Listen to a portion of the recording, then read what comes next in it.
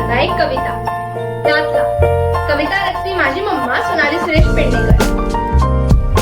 डिसेंबराचो म्हयनो येता, सगळी क्रिस्ताव भावा भयणां नातलाच्या तयारेक लागता. यातलो जिजस सगळी वेगळ्याच उमेदीन आसता. नितळ साण ती घराची करता, घर सोबीत रंगयता. क्रिसमस ट्री बांधून नोकेत्रां आणि हेर वस्तू लायटीन ती सजयता. नवे नवे कपडे सगळी शिवता, नवे सूट बूट हाडून तयारेन रावता. घराघरांनी तरेकवार ते जिन्नस करता. नेवऱ्यो, केक, बेबीक स्पेशल असता. दारादारांनी गोट्याची सजावट करता.